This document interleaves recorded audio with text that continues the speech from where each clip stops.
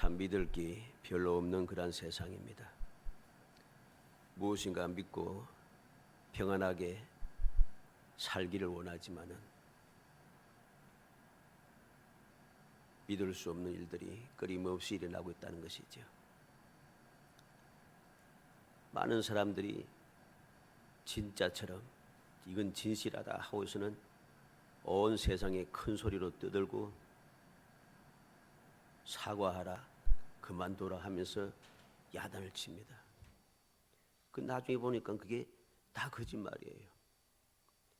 옛날에는 밥 먹듯이 거짓말 한다 그랬어요. 근데 요새 보니까 숨 쉬듯이 거짓말하는 것 같아요. 거짓말을 얼마나 잘하는지 세상이 희한한 세상이 되었습니다. 우리는 이 거짓말이 난무하는 세상은 믿을 수 없는 세상이다 라는 것을 알아야 됩니다. 그리고 거짓말이 난무한다는 것은 지옥 갈 사람들이 가득 찼다는 소리입니다. 왜? 마지막 사망, 둘째 사망, 불못에 빠지는 사람들 누구인가? 여러 가지 죄인들이 있지만은 변함없이 딱 정해져 있습니다. 모든 거짓말하는 사람, 모든 거짓말하는 자는 다 마지막 사망에 불못에 던져지는 사람들입니다. 그러니까 이 세상에 거짓말이 난무하다는 소리는 멸망받을 자들이 가득 찼다는 소리입니다.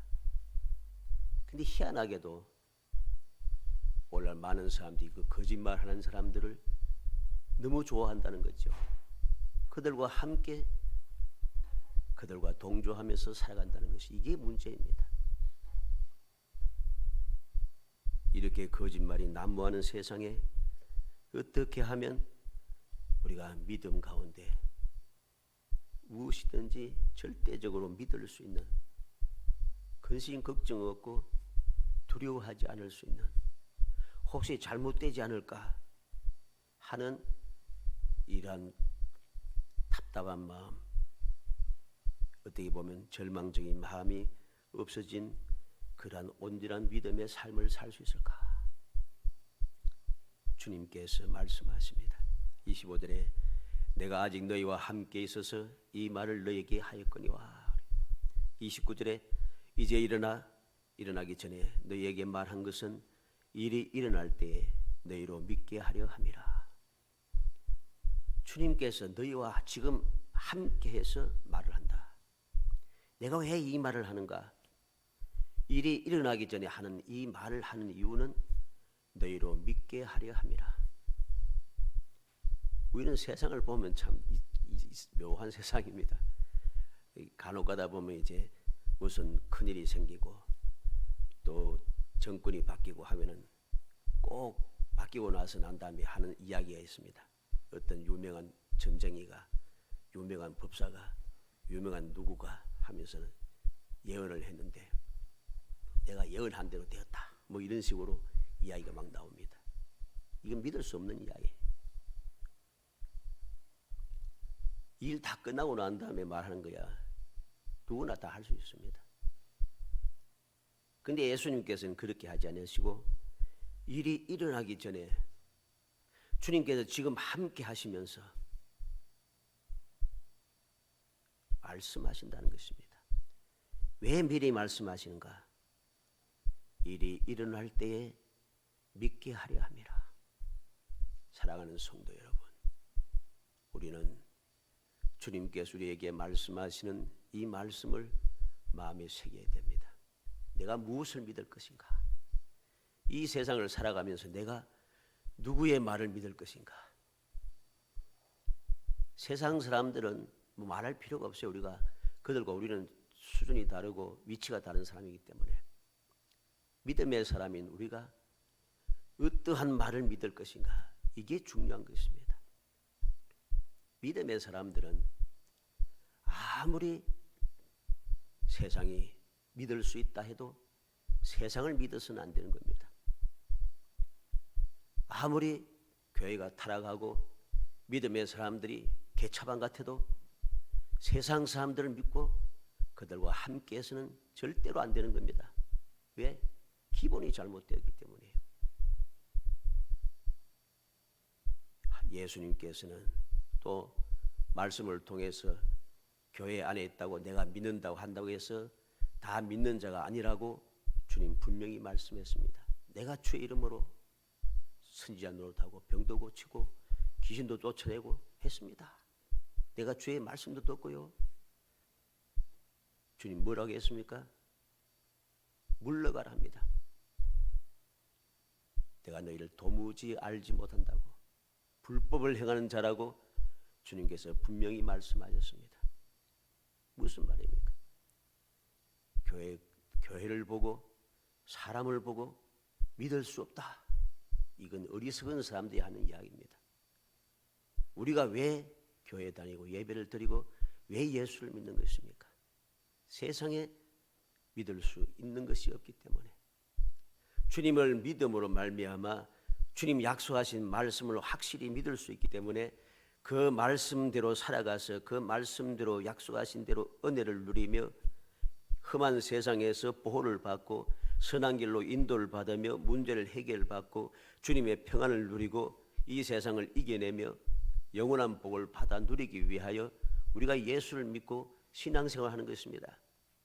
그런데 왜 교회가 타락했니? 뭐 목사가 타락했니? 하면서 왜 믿음을 저버리고 세상 사람들을 더 믿을 수 있다고 이야기합니까? 이것만큼 어리석은 이야기는 없습니다. 이 교회가 성전이 아닌 것이에요. 하나님께서 계신 곳만 성전입니다. 내가 교회에 앉아있다고 해서 다 예수 믿는 사람이 아닌 것이에요. 주님께서는 기적을 행한 사람도 불법을 행하는 자라 하시고 내가 도무지 너를 알지 못한다고 책망하셨음을 기억해야 됩니다. 희한하게도 주님을 믿는다 하면서도 주님의 말씀에는 귀 기울이지 않고 세상 사람들이 말하는 대로 그 사람들이 말을 믿고 따르면서 주의 몸된 교회를 욕하고 주님의 거룩하신 이름을 더럽히며 그렇게 살아가고 있다는 것이죠. 마귀가 좋아하는 짓입니다.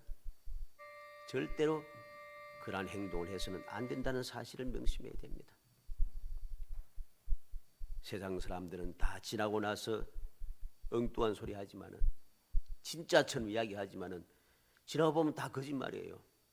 그러나 주님의 말씀은 미리 하신 말씀도 진리고 그 일이 이루어져서도 진리고 그 후에도 계속해서 진리의 말씀입니다. 그래서 우리는 주의 말씀을 믿을 수 있는 것입니다.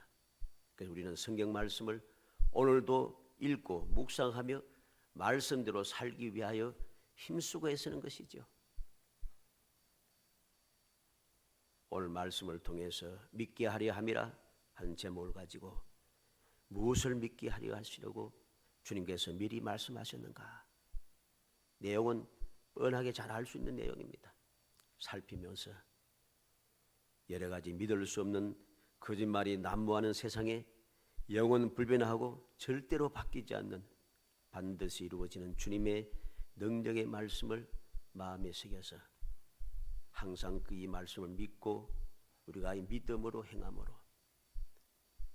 언제 어디든지 믿음의 실상을 보고 믿음의 증거를 가지고 누가 뭐라고 해도 믿음을 굳게 지키며 살아가는 주님께 인정을 받고 주님 약속하신 복을 영원히 누리는 행복한 성도이 되시기를 주의 이름으로 축복합니다. 먼저 성령께서 모든 것을 도우시리라 하십니다. 26절 말씀입니다. 보혜사 곧 아버지께서 내 이름으로 보내실 성령 그가 너에게 모든 것을 가르치고 내가 너에게 말한 모든 것을 생각나게 하리라. 예수님께서 일이 이루어지기 전에 이미 말씀합니다. 성령께서 보혜사 곧 아버지께서 내 이름으로 보낼 성령 그가 너에게 모든 것을 가르치고 모든 것을 생각나게 하리라. 모든 것을 도우신다는 거죠. 이 보혜사라는 말은 지키고 돕고 은혜를 베풀고 가르치는 분, 이런 의미가 됩니다. 그래서 성령은 모든 성도들의 신앙생활에 있어서 없어서는 절대로 안 되는 분입니다. 왜? 성령께서 함께 하셔야만이 우리가 보호를 받고 도움을 받고 은혜를 받고 또 가르침을 받을 수 있기 때문인 것입니다. 우리가 세상을 살아가면서 여러 가지 많은 환경, 그리고 여러 가지 많은 상황을 만나게 됩니다. 여러 가지 생각지도 못했던 환경과 상황을 만날 때마다 우리가 도움을 받으려고 하고 가르침을 받기를 원하고 지켜 보호받기를 원하고 은혜 받기를 원하고 하는데 없잖아요. 문제가 지금 급박하게 이루어지는데 나를 도울 자가, 나를 지켜줄 사람이, 내게 은혜 베풀어 줄 사람이, 내게 가르쳐 줄 사람이 아무도 없는 거예요. 살펴보면은 꼭 도움을 받아야 할 때, 은혜를 받아야 할 때, 보호를 받아야 할 때, 가르침을 받아야 할 때, 평상시에는 주위에 가득 차가지고서는 큰 소리 치고 막 야단하는데 진작 필요할 때는 없어요. 그래서 사람들이 절망하고 원통해하고 원망하고 내가 잘못 살았네 하고서는 낙심하게 되는 것이죠.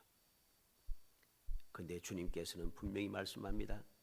성령이 임하시기 전에, 오순절날 성령의 충만한 역사가 시작하기 전에 주님께서 이미 미리 말씀하시는 거죠. 그 일이 일어나기 전에 주님 미리 말씀하셨다는 것입니다.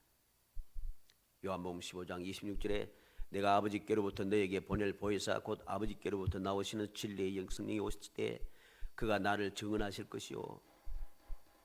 보혜사 성령님은 주님에 대해서 증언해 주시는 분입니다. 내가 믿을 수 없다고 생각할 때 보혜사 성령께서 증언해 주심으로 내가 믿을 수 있게 역사해 주시는 것이죠. 요한복음 16장 13절에 그러나 진리의 성령이 오시면 그가 너희를 모든 진리 가운데로 인도하시리니 그가 스스로 말하지 않고 오직 들은 것을 말하며 장래일을 너희에게 알리시리라. 성령께서 무엇을 하시는가? 모든 진리 가운데로 우리를 인도하신다는 것입니다. 진리가 사라지고 점점 진리가 파묻혀가는 이 세상에, 거짓이 난무하는 세상에 내가 어떻게 하면 진리의 길로, 생명의 길로, 놀라운 축복의 길로 갈 수 있겠습니까? 성령께서 임하셔서 나를 도우실 때 가능하다는 것입니다. 어떻게 하면 내가 주님에 대해서 올바르게 알 수 있겠습니까? 장차 일어날 일에 대해서 두려운데 어떻게 하면 장차 일어날 일을 알 수 있겠습니까? 성령께서 장차 일어날 일을 우리에게 알려주시기 때문이죠. 사도행전 1장 8절에 오직 성령이 너에게 임하시면 너희가 권능을 받고 그랬습니다. 예수님께서 친히 말씀합니다. 성령이 임하시면 권능을 받는다. 연약한 내가, 부족한 내가 어떻게 나보다 강한 사람, 나보다 능력 있는 사람이 많은 이 세상에, 나보다 숫자도 많고 대단한 사람들이 가득 찬 세상에 어떻게 하면 이 세상을 올바르게 제대로 살아갈 수 있을까? 성령이 임하시면 가능합니다. 왜? 성령이 임하시면 권능을 받기 때문입니다. 성령은 권능을 주시는 분이기 때문이죠.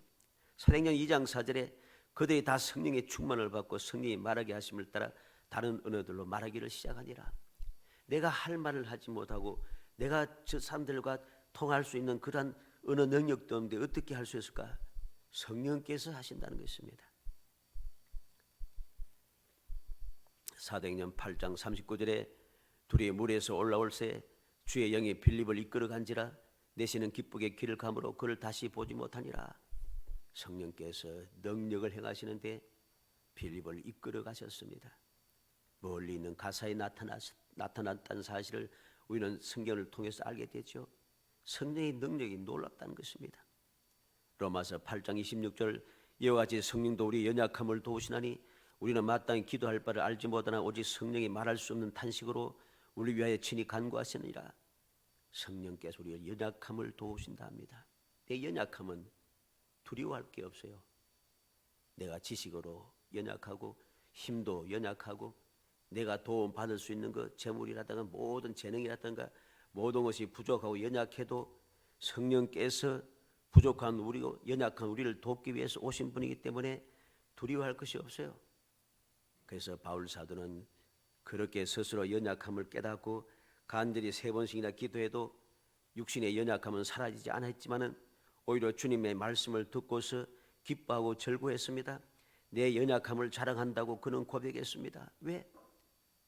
내가 약하면 약할수록 주님의 능력이 내 안에서 더 강하여진다는 것이죠. 이게 주님의 말씀이었습니다. 우리는 고린전서 12장 8절로 11절에 성령으로 말미암아 주어지는 9가지 성령의 은사를 보게 됩니다.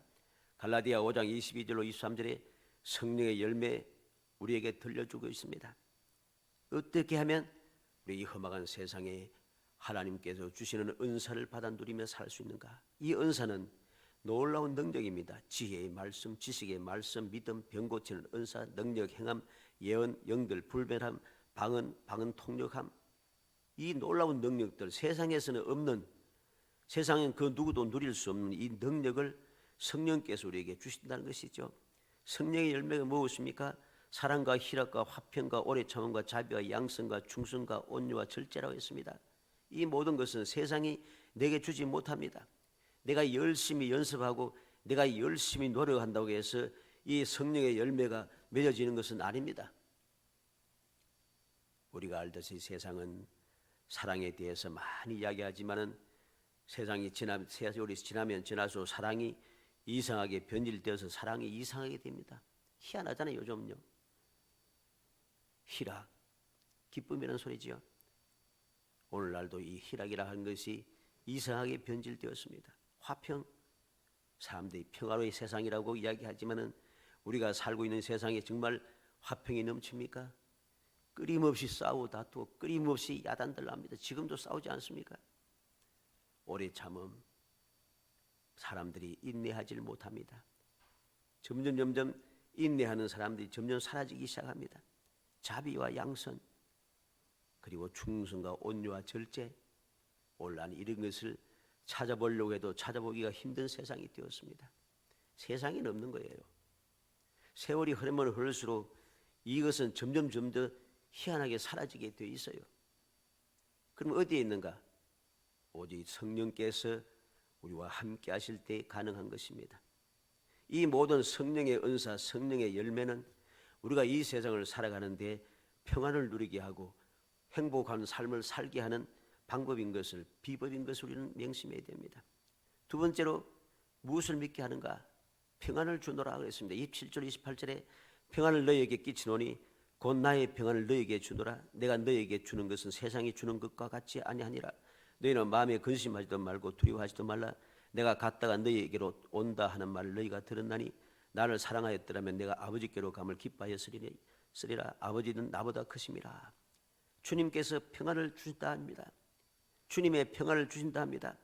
세상과는 다른 주님의 평안을 주신다 합니다. 주님 주시는 평안은 근심도 두려움도 없는 것이라 합니다. 우리는 명심해야 됩니다. 일이 일어나기 전에 주님께서 친히 말씀하셨습니다. 평안을 주노라. 어떤 일이 일어나기 전입니까? 주님께서 십자가에 달려 돌아가시기 전에 평안을 주신다고 하신 주님께서 십자가에 달려 돌아가시고 나니 평안이 있겠습니까? 인간적으로 평안이 없어요. 그래서 주님께서 부활하셨다는 소식을 듣고서도 제 아들은 다락방에 들어가서 문을 안으로 걸어 잠그고 두려워하고 있었어요. 문을 잠그고 두려워하고 있었어요. 왜? 평안이 없어요. 그런데 주님께서 찾아오셔서 평안할지어다 하십니다. 주님께서 평안을 주시는 거죠.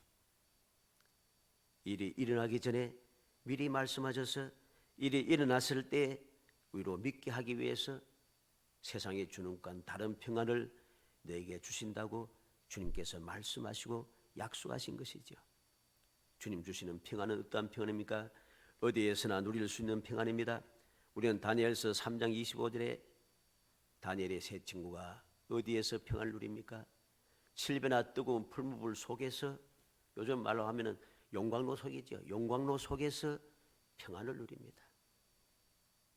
왜? 주님께서 함께 하시기 때문이죠. 사도행전 12장 6절에 헤롯이 잡아내려고 하는 그날 전날 밤에 베드로가 두 군사 틈에서 두 쇠사슬에 매여 누워 자는데 파수꾼들이 문 밖에서 옥을 지키더니 아침이 되면 이제 헤롯에게 죽습니다. 죽는데도 그 전날 밤, 그 밤에 두 군사가 양쪽에서 쇠사슬을 묶고서 딱 잡고 지키고 있는데 헤롯은 평안히, 이 베드로는 평안히 잠들고 있습니다. 어느 정도입니까? 천사가 와서 그 옆구리를 쳐서 깨웠다 합니다. 옆구리를 쳐서 깨울 정도로 베드로는 편안히 잠들고 있습니다. 이게 바로 주님께서 주시는 평안인 것이죠. 주님 주시는 평안은 어떠한 형편에서도 누릴 수 있는 평안입니다. 사도행전 5장 41절에 사도들은 그 이름을 위하여 능력받는 일에 합당한 자로 여기심을 기뻐하면서 공회 앞을 떠나니라. 박해를 당하면서도 이전과 달라졌잖아요. 성령의 충만을 받고 나서부터는 그는 달라졌습니다. 그들은 공회 앞에서 두려워했던 그들이 이제는 공회 앞에서 오히려 능력받는 일에 합당한 일 사람이라는 사실을 믿고 깨달으면서 감사하며 떠나고 있다는 거죠. 능력받는 것이, 환난당하는 것이, 핍박받는 것이 그들은 기쁘다는 것입니다. 사도행전 6장 15절에 공회 중에 앉은 사람들이 다 스데반을 주목하여 보니 그 얼굴이 천사의 얼굴과 같더라. 이를 갈고 스데반을 죽이고자 하는 이를 가는 모든 사람들 앞에서 스데반은 어떻습니까? 얼마나 평안한지 얼굴이 천사의 얼굴과 같다고 했습니다. 이게 바로 주님 주시는 평안입니다. 사도행전 16장 25절에 밤중쯤 되어 바울과 실라가 기도하고 하나님을 찬미하며 제수들이 듣더라. 억울하게 잡혀서 지하 감옥에서 온몸이 피투성이가 되어 있는데 그런데 바울과 실라는 하나님을 찬미하고 있다는 것이죠. 어떻게 찬미할 수 있었습니까? 어떻게 평안하게 그렇게 찬양할 수 있었습니까? 주님께서 주시는 평안을 그들은 가졌기 때문입니다. 주님 주시는 평안은 영원한 평안입니다. 세상에 속한 평안은 잠시 잠깐뿐입니다.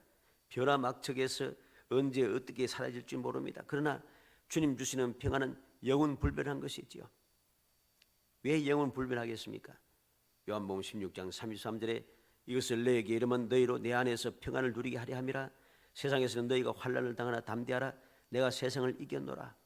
세상을 이기신 주님께서 주시는 평안이기 때문에 이 평안은 항상 우리에게 영원한 평안이 되는 것을 우리는 굳게 믿어야 하는 것입니다.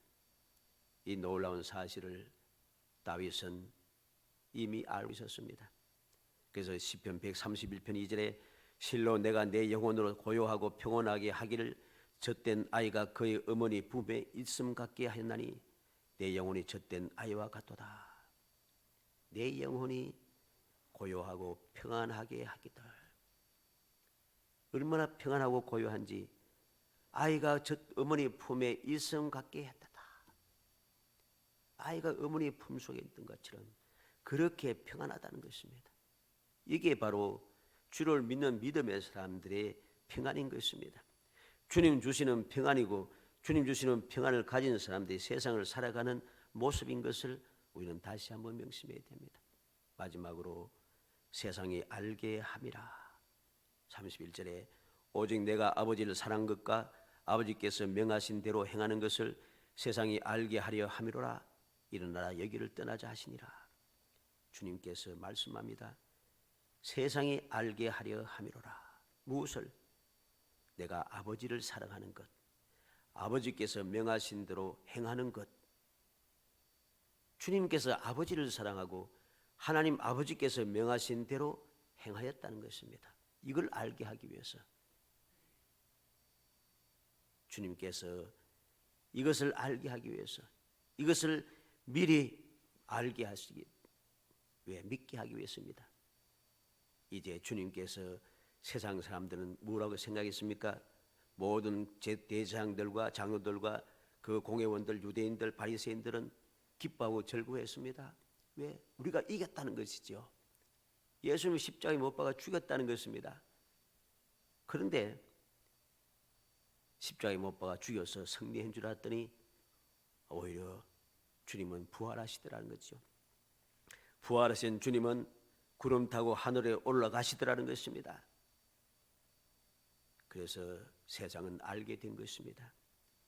예수님을 십자가에 못 박았다고 해서 끝이 아니라 이긴 것이 아니라 주님께서 이 땅에 오셔서 육신의 몸을 입고 오시고 세상에서 고난을 당해 십자가에 달려 돌아가시고 장사 지내시고 부활하시고 성천하시고 다시 오시는 이 모든 것들은 일이 이루어지기 전에 주님 미리 말씀하셔서 하나님 아버지를 사랑함으로 주님 보내주신 뜻을 이루어냈고 주님 명하신 대로 다 행하였기 때문에 이제는 주님께서 정하신 대로 주를 믿는 사람은 누구나 구원받을 수 있는 길이 열려졌다는 것입니다.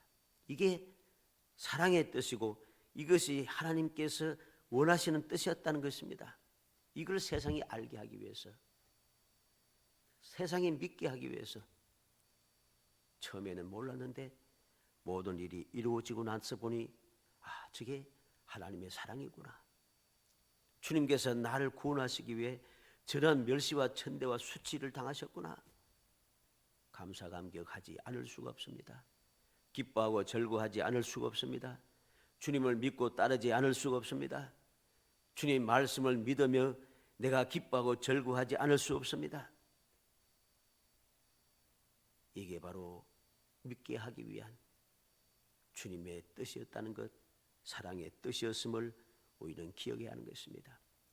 성령께서 모든 것을 도우시리라. 세상에 주는 것과 다른 평안을 주리라. 세상이 알게 하기 위해서라. 왜 미리 말씀하셨는가? 지금 아직 함께 하시면서 왜 미리 말씀하셨는가? 일이 이루어지고 난 다음에 십자가에 달려 돌아가신 이후에 모든 것이 주님의 뜻이었다는 것, 사랑이었다는 것, 이것을 알게 하기 위해서, 그리고 믿게 하기 위해서 이 말씀을 하셨다는 것을 이 시간 우리는 마음에 새기고 또 새겨야 됩니다. 이것을 알 때에 우리의 믿음은 흔들리지 않습니다. 세상 누가 뭐라고 해도 흔들리지 않습니다. 믿음이 있다고 하면서, 신학 박사라고 하면서 말씀을 곡해 새기고 엉뚱한 길로 끌고 가는데도 그런 소리에 귀 기울이지 않습니다.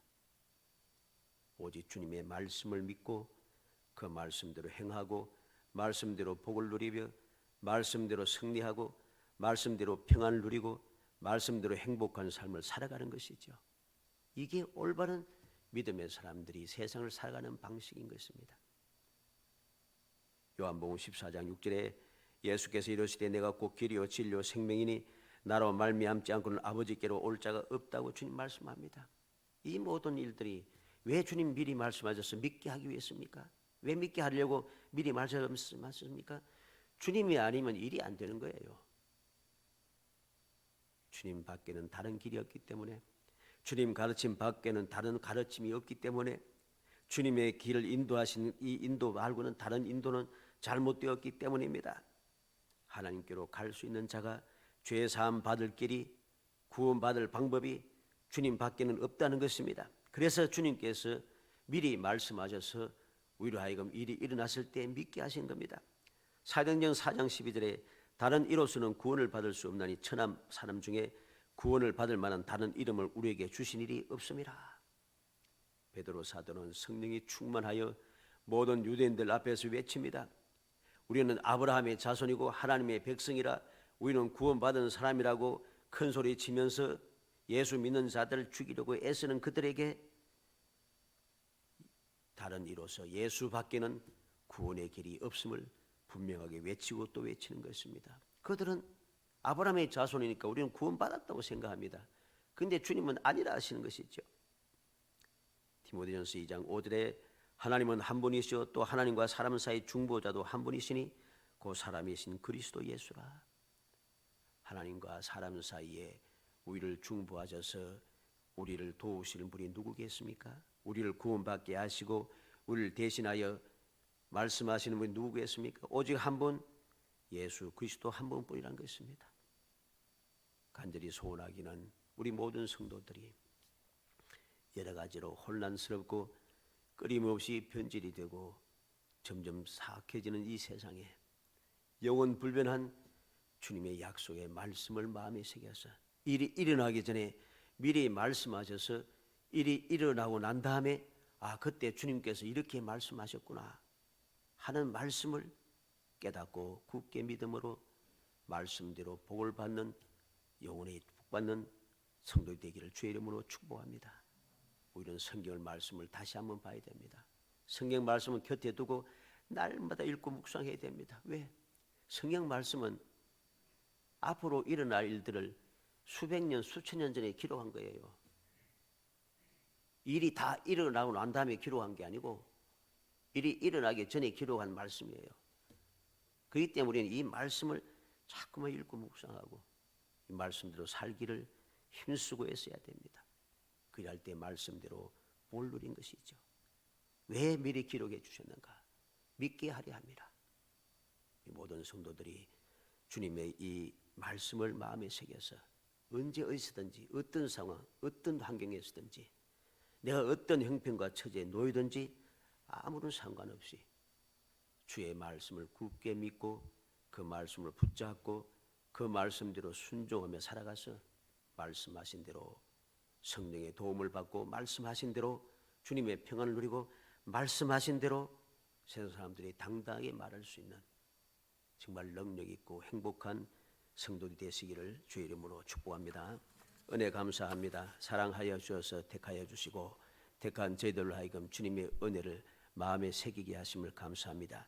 일이 이루어지기 전에 주님 미리 말씀하셔서 일이 이루어졌을 때에 믿게 하심을 감사합니다. 주님께서 믿게 하신 그 귀한 은혜를 저희들이 누리게 되었사오니 이 은혜를 헛되이 받지 않고 귀중하게 여겨 소중하게 여기며 굳게 붙잡고 감사 감비하며 살아가게 하시사 언제 어디서든지 항상 행복한 삶을 살아가고 승리의 삶을 살아가고 평강의 삶을 살아가고 무엇보다 성령의 도우심을 받는 능력의 삶을 살아갈 수 있도록 은혜를 베풀어 주옵소서. 예수님의 이름으로 기도합니다. 아멘.